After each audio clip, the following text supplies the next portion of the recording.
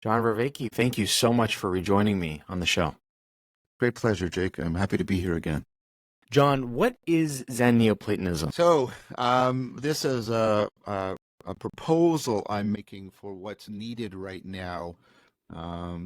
So, I think what's happening right now in response to the meaning crisis is there's what I'm calling the advent of the sacred. People are reconsidering the notion of the sacred, but also reconfiguring what it might mean to be in relationship to ultimate reality in a way uh, that gives them a sense of the sacred. And I think the best way to prepare oneself to deeply listen to this and to be properly responsible for it is to try and get the two deepest spiritual integration systems in the history of the world, Neoplatonism in the West and Zen in the East, to talk to each other in a deeply dialogical fashion, mutually correcting, mutually transformative fashion. And this is not de novo with me. This doesn't start with me. This has been going on for since the Kyoto School. This is a famous set of philosophers: Nishida, Nishitani, Maso Abe, D.T. Suzuki, and then people in the West, Thomas Burton and others, the whole Zen Catholicism movement, and then recent work by people like Thomas Plant, Bracken and the Divine Matrix, all trying to say, can we find, so I use the metaphor of the Silk Road, can we find a through line, a shared lingua philosophica, whereby we can travel to each other's ways of seeing and being, learn deeply from each other. Maybe we take up a new home there. Maybe we return back to the home we left from, and we recover it in a deep manner. And the idea is these two religious philosophies, philosophical religions, they're right on the border of that, which is part of their pertinence. They start out from very different places and they converge to something that's very quite similar, which has been recognized by both sides, by the sort of Western Neoplatonic informed side and the Eastern Zen Buddhist informed side. So, when did Zen NeoPlatonism start? How did it come about?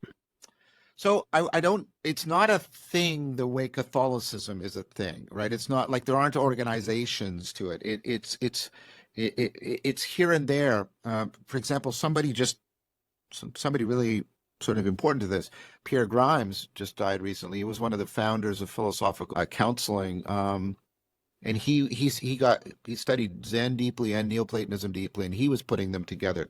This is what I'm pointing to is a recurring pattern of people who and who propose this, but they don't just propose it. That's the wrong word. They enact it, they embody it, they exemplify it, and it gets picked up, and this torch keeps getting passed. But I think its time has come, and I'm getting passed. But I think its time has come, and I'm trying to make people aware of it. Again, not because there will be a burgeoning religion, Zen Neoplatonism. I'm hoping that Zen Neoplatonism will be like what the Silk Road was, a way in which people from different places and different cultures could interact with each other in mutually transformative fashion. And so the way you get at Neoplatonism is you get this, I mean, you're doing contemplative practices, but you're also doing this deep reflection on the nature of intelligibility. Why is the universe understandable? What has to be the case about mind and world and the relationship between mind and world for this to be understandable? So think about how we understand things. We group things together. Here's a bunch of things. Those are pencils. These are pens. These are writing implements. What we do is we're finding the unifying principle, and the idea behind Neoplatonism is at the very top of this is the ultimate unifying principle that makes everything else intelligible, but that means there's nothing in terms of which we can understand it. So we can't grasp it with the mind, we can only be it, to the degree to which we become one within, one without, and one between. So it's a process of oneing. Now, what's interesting is that it's doing that with intelligibility, and it gets to this. And then in Zen, you do that with experience, and you keep trying to get at what is really present in my experience, and you dig deeper and deeper, like the koan. Like, what's your mother's face before you were born? And you're trying to get behind and behind and behind, and you end up, right? And you end up in shunyata. You end up in this thing that is no thing, a non-dual, no thing, non-theistic. And it's very, very similar to where Neoplatonism ends up. But they can mutually correct each other because they come from different places. So Neoplatonism tends to emphasize propositions and inference and argument, but it has contemplative practices. Zen tends to emphasize meditative contemplative practices, but it does have reflection. And so they have complementary strengths and weaknesses. And I propose that although they share a common ground, they're also different enough that they can enter into deep dialogos with each other. And that's what we need. We need something that has opponent processing at its very core. So it's always self-correcting, so to keep us always open to the way the sacred wants to be born right now. I want to ask more about why Zen Neoplatonism is important and how we can understand it or embrace it or leverage it in our daily lives and what that could mean for us, what the importance of that could mean. But I want to first come back to my original question, which is I'm still on what is it? And you've explained what it is. How if you're in an elevator and you're going up and there's one person in the elevator with you and you've got 20 seconds to explain to them what Zen Neoplatonism is before they get out of the elevator, what would you say? I would say, how do you relate to ultimate reality? Do you think you can grasp it with your thoughts? Do you think you can grasp it with your experience? Do you think it's completely separate from your thoughts? Do you think it's completely separate from your experience? Open yourself up to really seriously sinking into that wonder, calling yourself and your world into question in a coordinated manner. There, that's the elevator pitch. And so it's how do you grasp ultimate reality? What does Zen Neoplatonism propose as the answer to that question? It proposes that you can't grasp it, you can't conceive of it, so you can't grasp it conceptually and you can't grasp it as an object of your experience. Another way of putting this is Zen is trying to get you below the divide between subjectivity and objectivity. And so, sort of this way, Eh. that deep division we draw between subjectivity and objectivity, it says, no, that's not the ultimate reality. The ultimate reality is non-dual. It is that which actually binds subjectivity and objectivity together. It's their common source, their common governing principle. Neoplatonism says, how is it that we experience being as one? There's one reality, and yet there's all these beings, the one and the many. And it says the ultimate reality is neither one nor many, but beyond the one and many. So that's the vertical. So Neoplatonism does the vertical, Zen does the horizontal, and Great. they need each other so that you can get a comprehensive response to the realization of what is the ultimate ground of the very capacity to have meaningful thoughts or meaningful experiences, which are the grounds of your ability to say and experience the truth. Can you define horizontal and vertical? So horizontal, think of the metaphor we use, the horizontal metaphor. We talk about inside of me, and you don't mean physically, you mean inside your subjectivity, and you say out there, right? Out Right. there. And that's objectivity. And then the horizontal is, right? Well, think about we do that when we do a taxonomic tree. Here are all the cats, here are all the dogs, here are all the lizards, and there are all the, here's all the mammals, and here's all the reptiles, and then there are all the animals, and then here's all the plants, and you go up this hierarchy to the top. And that's the problem of the one and the many. And people just take that hierarchy for granted. It was given to us by Aristotle, although cultures do this universally. That's some sort of fundamental grammar in how we make sense of things. And the question is, well, what's real about that? Is it just the ultimate thing at the top that's real? Or is it just all these individual things at the bottom? And it turns out both those answers are really inadequate. And then you get this very complex thing of somehow the one at the top is in all the individual things, but somehow all the individual things are participating in the one. And that's the vertical dimension. The vertical is how are all these different things connected? What is the It's the relationship? relationship between being and being. So look, here's a being. It's a thing. It's Yep. a limited thing. Being, like this, being is not a thing. It's not an object. And so what's the relationship between being and beings? And it's not like It's not like a container relationship, because that's to have one being inside another being. It's like, what's the relationship between that oneness, like of being, that everything is being, and all the many beings that are here? That's the vertical, the relationship between those two. And the horizontal, the Zen part, is the way that we really, The subjective and yeah, the objective, we transcend them. Yeah. it's how to We, transcend them. so Zen is non-dual this way, and Neoplatonism is non-dual vertically. Yeah. And and part of Zen Neoplatonism is to say that we cannot grasp ultimate reality. That's right. What we can do is we can come into proper relationship with it, right relationship, Mm. by realizing the true nature of the vertical. And I don't mean just thought. I mean the way I use realization when I talk about relevance realization. Realize the true nature of the vertical, realize the true nature of the horizontal, and then realize the deepest, that even that is still inadequate, because there is something that binds the vertical and the horizontal together. And then when you start to do that, you start to get, oh, oh, this, what is that that binds these two sort of ultimate dimensions by which we make sense? And then you really, Horizontal, the Zen part of the Zen part of Zen Neoplatonism is to refer to the horizontal, which is yes. to refer to subjective, objective. What does that mean if we try to dig deeper and unpack that a bit?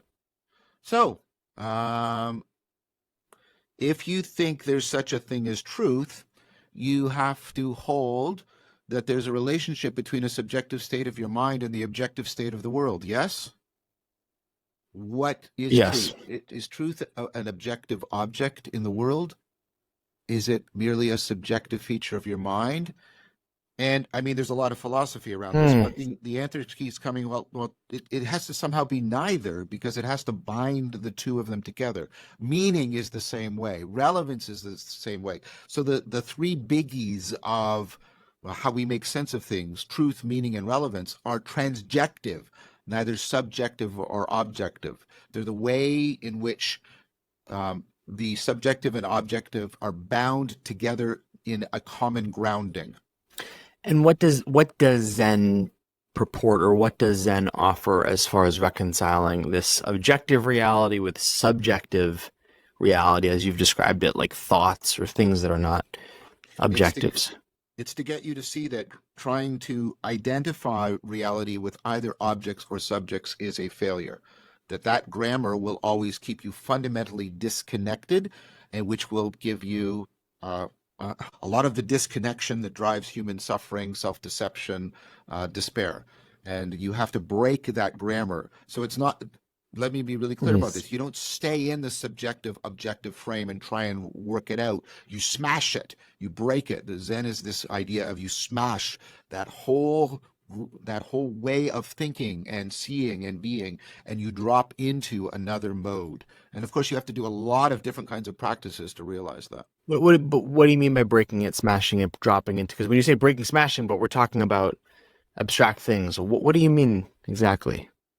So, you are right now, and I am too, because I'm not enlightened or anything ridiculous like that. We're in this frame where we're trying to map between the inner world and the outer world, and we can take that to be for granted. And then let me just, this isn't comprehensive. I'm giving you a specific example because you're looking for something concrete. And so we can get to this model where we think, well, inside of me, there is this narrator author that is actually from my subjectivity controlling all my actions. And then what happens is you can enter into a state where you can, let's call that narrator author your ego. Just, I know that's a loaded term, but I need a term to refer to it, right? And then your agency is your actual capacity to solve problems in the world. And the great lie of the ego is that it is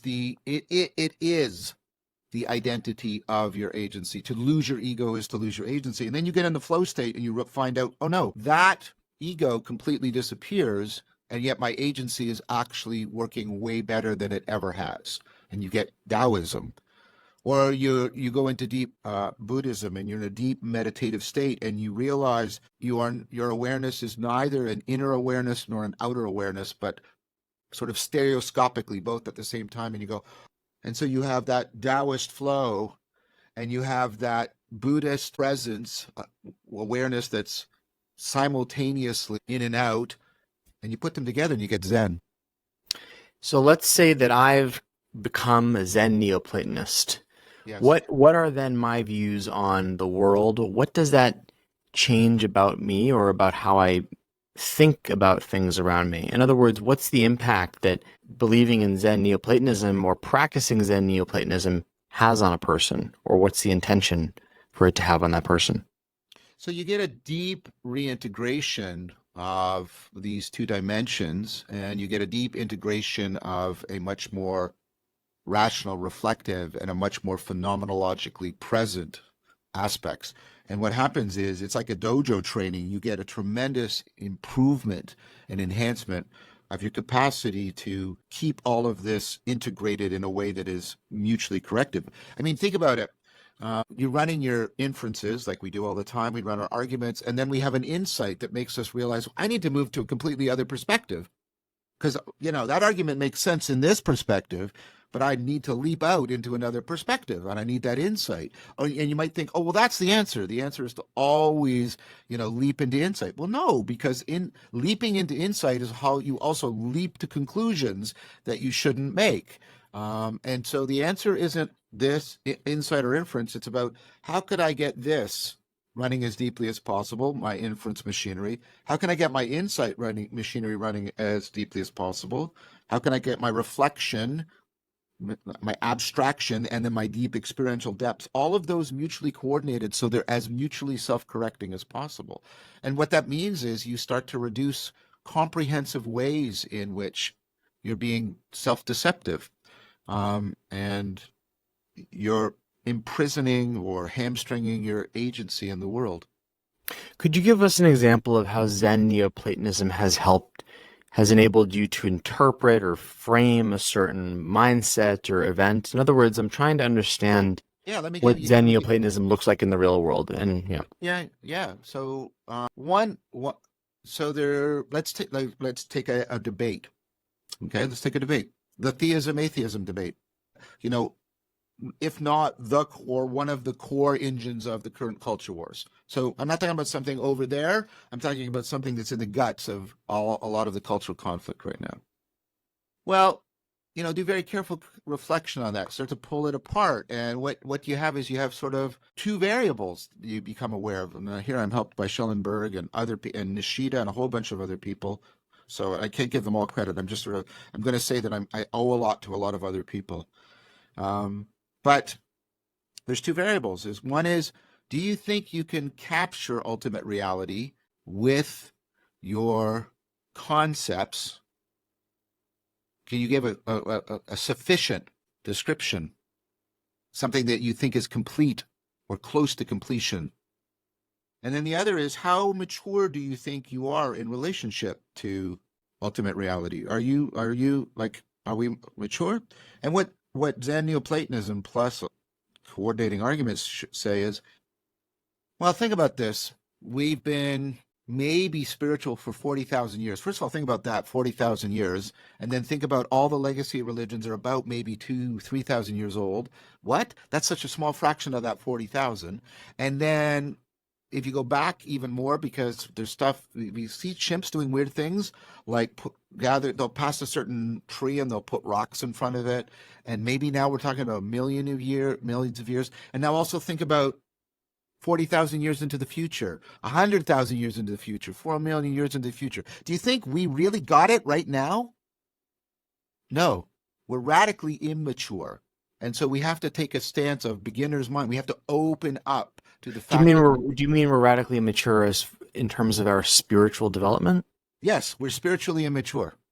Is it a developmental process? So atheists would argue that no, there was an evolution. Humans were not religious, and then we gained enough consciousness to become religious, and then we gained so much intelligence and consciousness that we realized we shouldn't be religious because it's all a bunch of it's pseudoscience. It's not Right. reality. And so, this this is what you say to the atheist. So you think science is mature.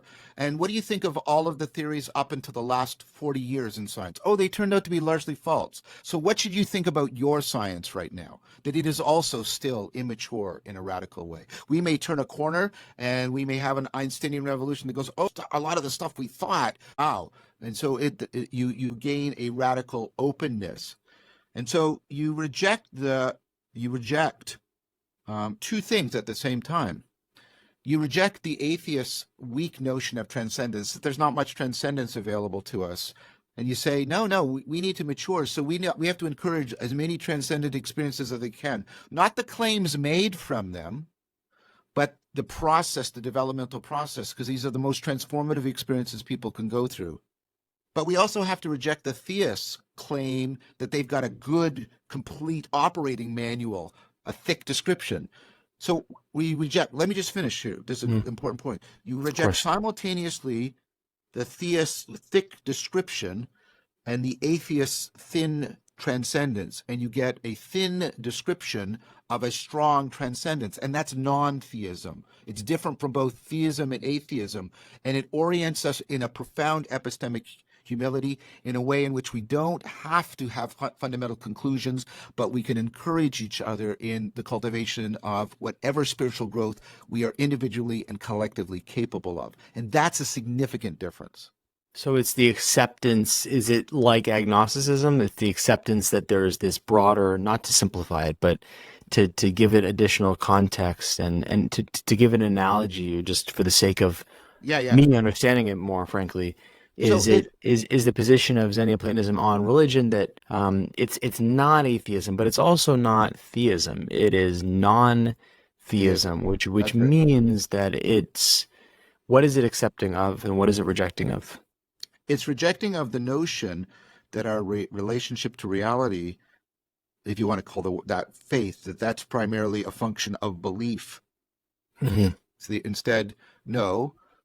Conclusions and beliefs are only one way, I would say, one way of knowing. We have all kinds of non-propositional ways of knowing, procedural, perspectival, participatory, that are actually more fundamental to all of our cognition. They need to be properly exercised with imaginal practices.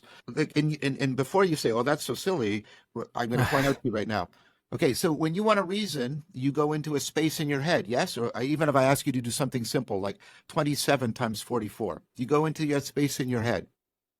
Is that a literal space? No, it's not. Is it merely fiction? Is it just false? Or does it actually give you access to your cognition so that you can correct yourself and metacognitively improve? I think the word space in this sense is a metaphor, I think. Not just a metaphor, because you can't dispense with it.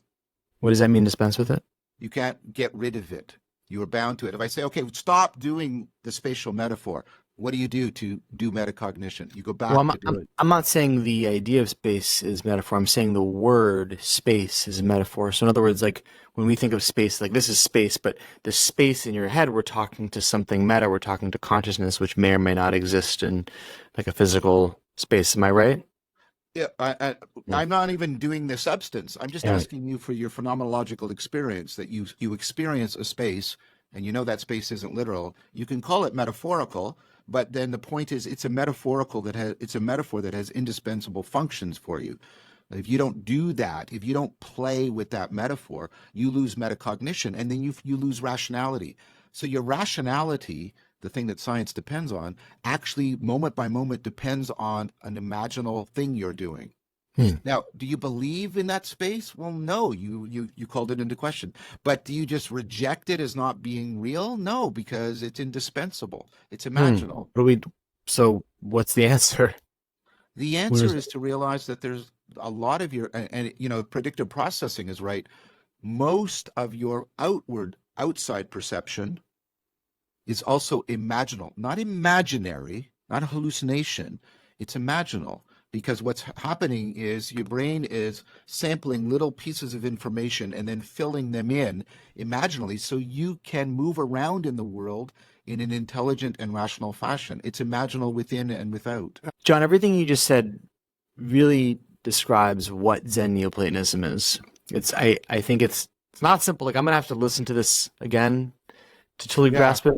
Well, I mean, it needs to be exactly this, Jake. It needs to be enough that it can get inside the normal frame to challenge it, but not so far outside that people have no sense of what is going on. It's got to do that smashing thing. It's got to get Yeah, enough in. It's got to break through, right? Because the main point is we need to break through the ways in which we have related positively and negatively towards ultimate reality, so that we can make possible a newer, deeper way that is very much needed right now. absolutely. So everything you just said describes, for the most part, the what Zen Neoplatonism is. In the next 4 minutes, I want to quickly touch on why it's important, and then also how me or you or someone listening to this can think about practicing Zen Neoplatonism. So let me talk about why.